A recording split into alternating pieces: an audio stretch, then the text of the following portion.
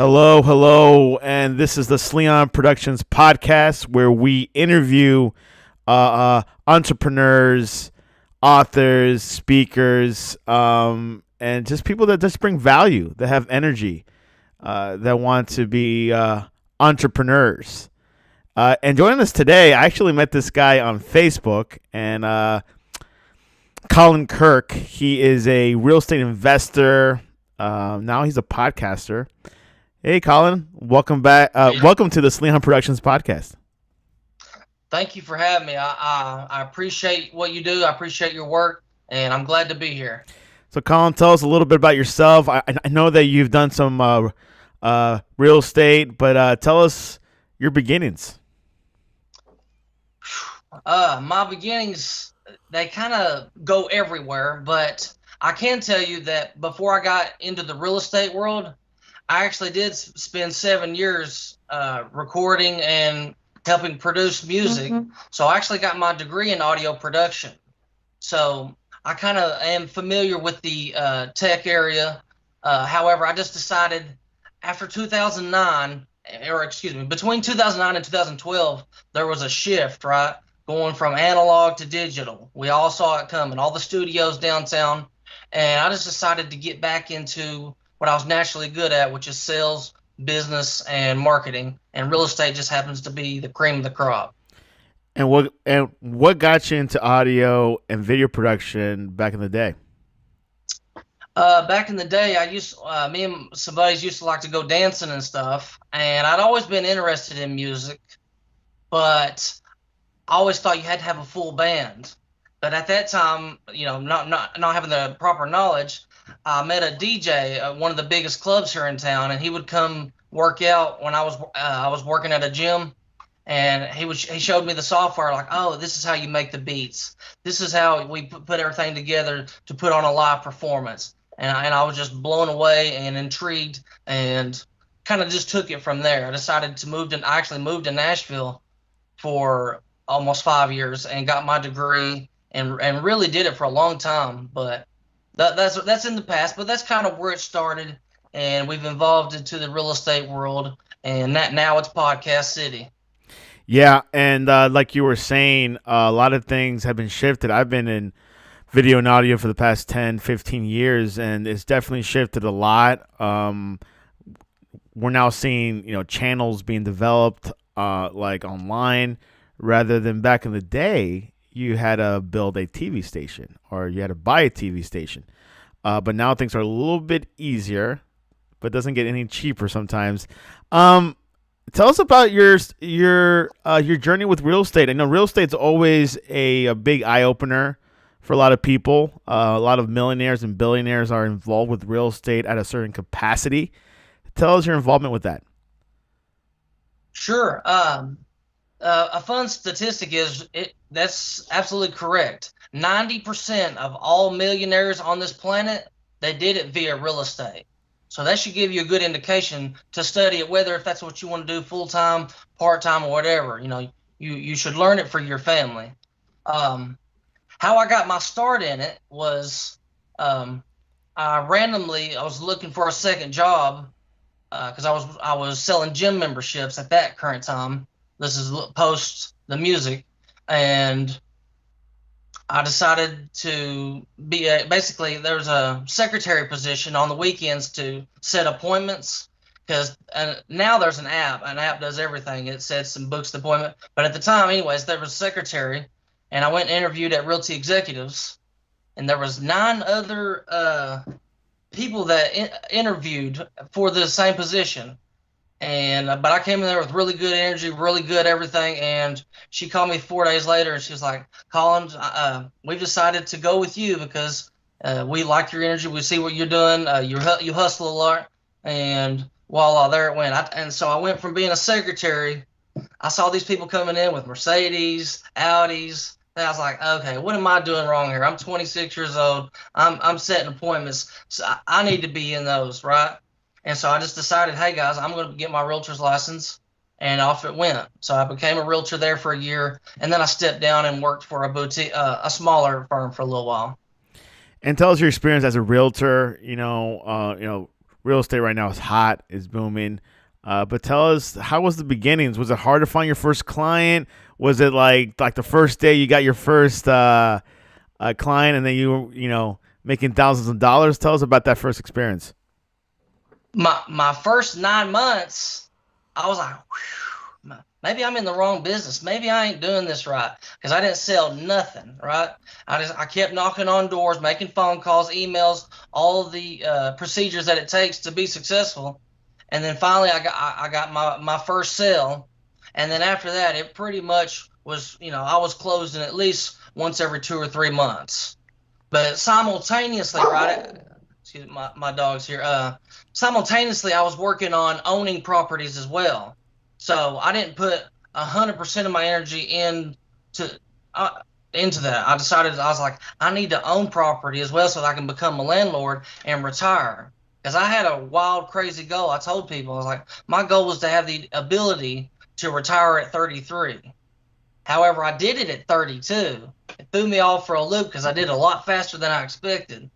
And now I've decided, me doing this podcast is jumping out of the real estate world. I'd done over 40 plus transactions, helped several other realtors, and done approximately 10 or 11 flips. To me, it's almost as easy as chewing bubble gum, which is crazy. But you know how it is. Just like you got your tech stuff all mapped out, it just becomes natural at some point.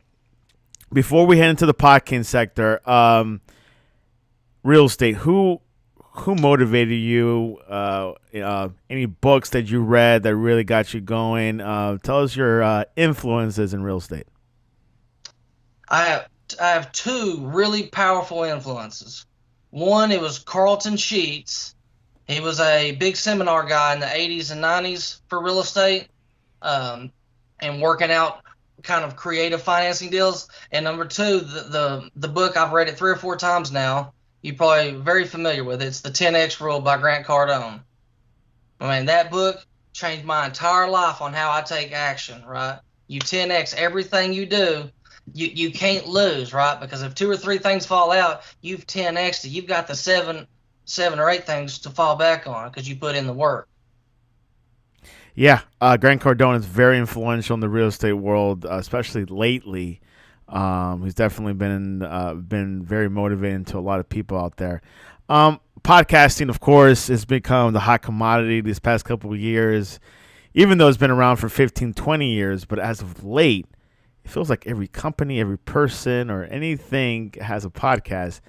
Colin, tell us your journey with that. My journey with that literally kind of came around May-ish of this year. I started studying into it, and I just kind of looked into the Anchor app, and I was like, wow, this is so simple. My dog could do it, You literally push a button, and it starts the podcast for you.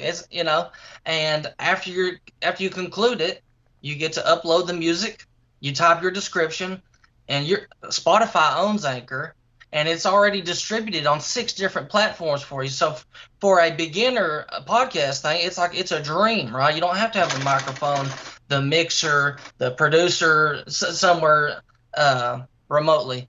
And I just decided that I see this being the future. Like you said, it's been here 10, 15 years already, pretty heavy in the market. And everyone, of course, not everyone, but Joe Rogan has made it cool to do interviews, right? And you can kind of intermingle video, audio with podcast, and make it fun. Yeah, podcasting has definitely become a little bit more multi-platform. It used to be just audio. Apple were the first ones to introduce the podcasting platform back in the early 2000s with their iPod. And ever since, it's been involved. I mean, I started podcasting, let's say, in 06. And I knew that I had to do both video and audio because YouTube was just coming out at the time. And a lot of people were going on YouTube. It was just, YouTube has been unstoppable since day one. And I would just record the podcast in video. And then I would rip the audio and upload it two iTunes, two Apple Podcasts. Now it's Apple Podcasts. It used to be iTunes. Now it's Apple Podcast. And then I will go to multiple distributors like Spotify, iHeart, TuneIn, and like the top podcasting directories. And you always want to put it on YouTube because YouTube is I believe they're number one or number two podcast platform in the world. Wow. So I always put it on YouTube just in case. And YouTube is the second largest search engine in the world. So I always tell clients or friends of mine that if they want to produce a podcast, you got to do video. No pressure. I know you're just doing it on Anchor. That's where you start. And I knew one client or one person that started on like Anchor, and now he's getting more, a little bit more high quality, bringing in the mic, bringing in the camera, the studio, and things like that. But hey, Anchor FM was actually, I think it was invested by Gary Vaynerchuk a couple years back. Maybe not, but like he for sure introduced it to me and to the world. Now Spotify. So Colin, what have been the challenges so far? And I mean, what do you know now about podcasting that you didn't know before? I think maybe this applies to everyone. It's just searching for new content. Like you can put out so many videos, right? And then you feel internally, wow, I've already talked about that, right? So it's kind of just what to overcome with the new topic. And that's why I think, it's vital to do new videos with new people, right? Because then you get new material, right? I'm learning from you, just like hopefully you'll learn something from me today. And so, because I did get my degree in audio production, I'm kind of familiar with the gear and the equipment, and the microphones. I'm not gonna say like I'm not an expert tech, but I'm above average, I would say.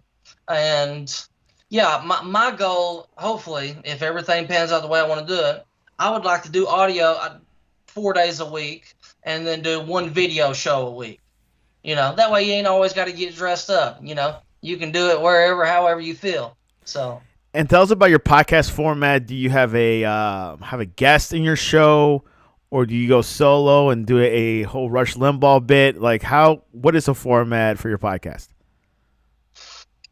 For the most part, it's been just me, and I've been discussing a variety of real estate, business, and Jesus Christ. However, I've branched out and done several episodes with my friend Susie Vincent, and we've interviewed a few people. Me and her have done a few shows. So since I've decided that I want to move to Florida or Colorado, I know everything seems like it's up in the air with me, but I just sold 2 of my rental properties, and now I can finally facilitate what I want to do as far as the moving and continue to grow this podcast. Why do you say Colorado and Florida? Of course, Florida is it's a hot state. They call it the free state, and a lot of the Grant Cardone followers moved down to Florida. I've noticed that. But tell us why those 2 states, and what is the deciding factor for that? Well, number one, I guess we'll start with Florida. Florida would be, it's always been just a vacation destination for me. But it's the free state. We got Governor DeSantis down there. I don't want to wear a mask everywhere I go. I want to see people's face. I want them to see mine. And yeah, the flips are massive down there. So, Tennessee, flips are good everywhere if you know what you're doing. But especially down in Florida. And Colorado, I have a few buddies from high school and church that have kind of developed a landscaping business up there. And I really feel like if I go move up there, I can really help 10x their landscaping business and take it to a whole new level. They're doing really well. So it's kind of like, do I jump into an unknown of real estate down in Florida, or jump into kind of an unknown but still semi level business because of the landscaping that they're doing? One point I would like to give you that in Florida, landscaping is all year round. I don't know about Colorado, but I know it's cold in Colorado, and you might not cut grass in like wintertime. But in Yeah. Florida, wintertime is pretty warm, and there's a lot of landscaping going on. But just want to give you a heads up on that. But obviously, you probably don't know any landscapers down here. But if you ever did, that'd be something Yeah. to consider. Um, I was going to ask you too, like yeah. how often do you really have to like evacuate Florida and leave? Everyone talks about, oh, Florida's how often do you actually really have to move and worry about hurricanes? Well, Colin, to be honest, even if a hurricane did come, mostly or all buildings, houses, all the structure is on code for hurricanes. So it is sturdy enough. The windows, you might have heard of it, impact windows. I mean, you could shoot a gun bullet to it and nothing will happen. So Wow. evacuation, I've never evacuated since like 1992 when Hurricane Andrew came. But right now, all the house structures are like, all sturdy enough, built enough for hurricanes. So all you need to do is wait inside. Now, hurricanes, in my experience here in Fort Lauderdale, Miami, Fort Lauderdale area, Yeah. gosh, we might get one every couple, one like every 8 years or so, or a couple years. It's not much. Like it usually flies by us a lot. I do see that a lot of hurricanes go through the Florida Keys. I've noticed they get hit a lot quite often. I mean, every 2-3 years. But where I'm at, I haven't seen one in 6 years, to be honest. And I say it's not a big deal. Yes, for a new resident coming to Florida, yeah, you'd be a little bit more concerned. But from my experience, I just stay home and hopefully your electricity doesn't go off. That's like the only one that only part that I would be worried about. But if Yeah. you're some cities have their like electrical lines underground and has no effect. But if they're over the ground in the street, then there's a high risk that you might not have power and not able to watch TV or record a podcast. Yeah. So, So you definitely need some backup generators. I got 3 generators, well, there you and go. we don't have to worry about that. But I have a little houseboat on the water here, so it's generators is always a good idea just in case. So, what percentage you're leaning towards Florida and towards Colorado, or you're 50-50 dead center? Well, here's what I decided to do. I literally yesterday booked my flight to Colorado. I'm gonna go there for a week first, and then me and my buddy, or it may just be me, I'm gonna come down to Florida for approximately a week, and then I'm gonna come back to Tennessee and kind of have my conclusion. Because you're right. There's landscaping year round in Florida. Podcast is going. I've got the real estate. I've got you now, hopefully, as a new homie and somebody that can plug me in somewhere. And the goal is to own a house in Florida, Tennessee, and Colorado. Wow. Because I love all. Yeah. We don't have no limits if well, this is the United States of America, right? So what you get is what the work and who you associate with. There's relationships really matter. That's awesome, Colin. Now, which part Florida were you thinking about moving to? I've got my eye on St. Pete, Florida. I went on vacation last year to Clearwater, Florida, stayed at the Wyndham right there, and it was just absolutely gorgeous. And everyone I know a few people down in Florida. They've just told me how awesome of a town St. Pete is. And I feel like that's close enough to Clearwater. It's only 30 minutes out or so. And it would literally just be a new, fresh beginning. 100%, not 100%, but 95%. If I go to Colorado, I've got the established work and I've got the buddies that I've known for a while. So it's going to be I'll know for sure as soon as I get back. And good decision to go 1 week in Colorado and 1 week in Florida. You are able to do that because you've done the work previously. You earn the money, the income to do these type of moves. But yeah, that's a great idea to stay a week in Colorado and a week in Florida. I'm thinking my prediction is if I had to put money into it, Yeah. you probably move to Florida. It's It, it is. I've been talking about it all year. As you know, I'm talking on my podcast and telling everybody I was going to Florida. This landscape kind of just happened the last 2 or 3 weeks because I see the cash flow they're doing with that, and with money and being able to travel as long as they don't stop travel again, you know, the sky's the limit. sky's the limit. Colin has done the work. Back into podcasting. Who are your favorite podcasters that you've listened to that's really influenced you?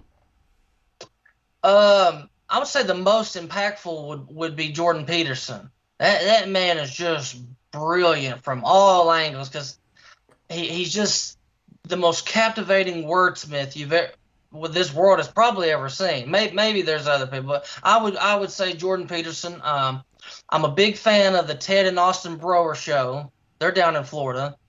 They specialize in vitamins, nutrition, but they also bring in world news all the time. So it's very interesting getting a dose of those. And Joe, I like Joe. Joe Rogan's just a cool dude. Um, and he has all kinds of interesting guests. I mean that to me he's probably in the top five, or he's number one or number two, ain't he, in downloads and all that. Yeah, Joe Rogan. They considered him the number one podcaster in the world. His format's a little long for me, for my style. He could go up to 3 hours. Yeah. Which I don't have much time because I listen to 8 other podcasts, and that adds up to I think maybe 3-4 hours. Now your format, you're going for short form, you're going for long form. How long do you want your podcast to be? Ideally, once I iron it out, somewhere between 15 and 30 minutes. I really have been doing very short. Like my average length is about 3 minutes max. So that's why I've also added hash. Team Kirk is there. You are. Sorry, go ahead. Sorry, I had a phone call that I had to delete. What'd you say now? I missed the question. What time format is your podcast going to be? Short form, long form? It's going to be more short form unless I go the interview route, because an interview opens up the floodgate of questions, curiosity, this and that. But if I had to say now, it was a short form. Yes, and I've listened to your podcast. The last few of them have been like a minute to 2 minutes, and I like those type of ones. Some tidbits to get yourself motivated. And Colin has the experience, and that's what I like when I listen to people or even speakers, podcasters that have been through it. They have flip houses, flip real estate, rather than someone that doesn't have much and they're just giving you life coaching is good, for a purpose. But what I like is Colin that has experience. He's been there, he's done that. He's able to go and fly to Florida for a week, fly to Colorado for a week, and decide where to move. And he has the freedom to move anywhere he wants. That's the best part. So tell us about your hashtag Team Kirk and what's behind the whole ordeal.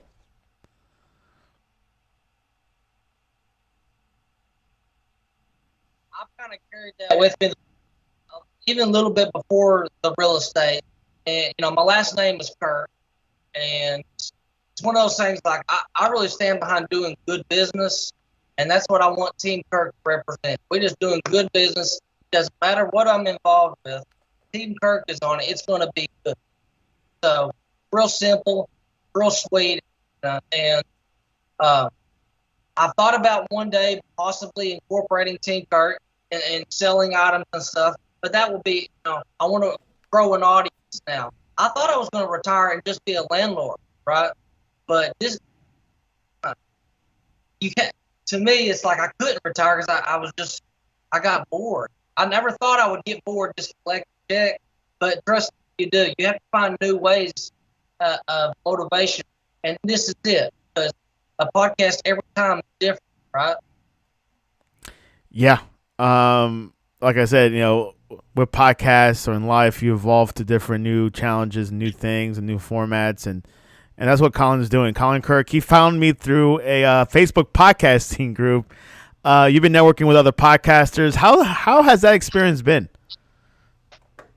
I think it's been pretty good, but this is definitely the most professional, and I appreciate the production that I've definitely done so far. So I appreciate you allowing me to come on your platform. I know people are going to see this and be like, wow, okay, Colin Kirk ain't playing about podcasts. And they're also going to see Mr. Santiago Sleon. He's got high quality work. The man has a tech solution company. I mean, you pretty much do everything, don't you? Web design. Web development, app development, video and audio. I've become a one-man show. I don't know how I do it. People ask me. I could be Superman. I'm not 100% sure.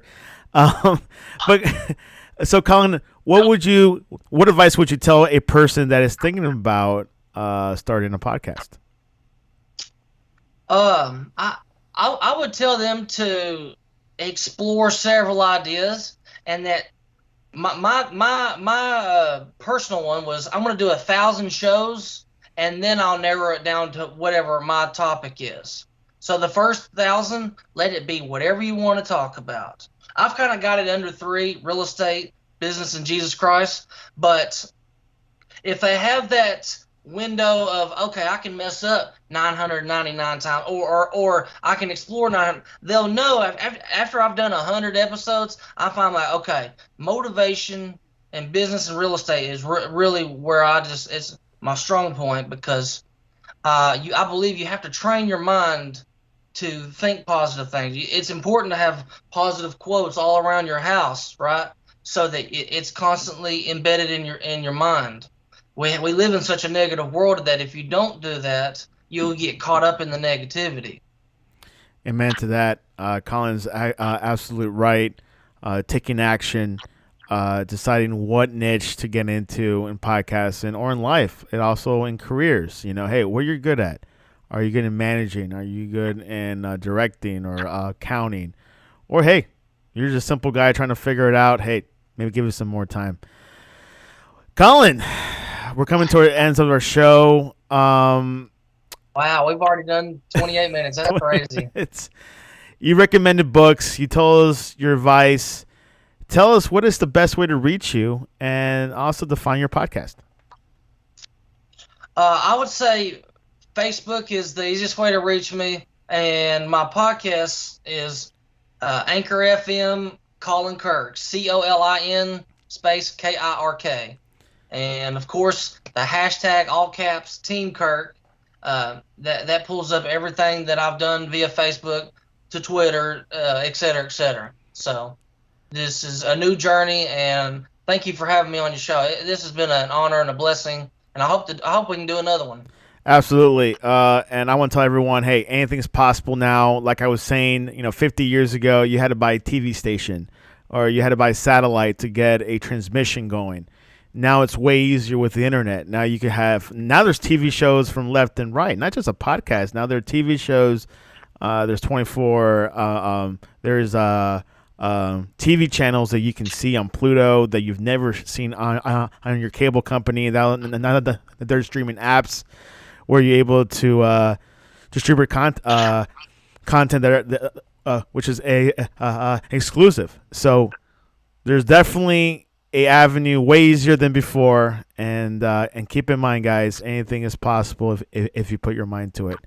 Well, Colin Kirk, really a pleasure. Any closing words before we go? I just want to say thank you and shout out to Sleon Productions. You're the one that produced this show today, and we're going to do better shows. I hope to talk to you more off camera, on camera, and we're just going to keep building. That's what we do. We build good things around here. Absolutely, Colin. We'll love to work with you, and if you move down to Florida, we'll definitely work closer. Thanks for coming on to the Sleon Productions podcast. You're welcome. You have a good day, sir.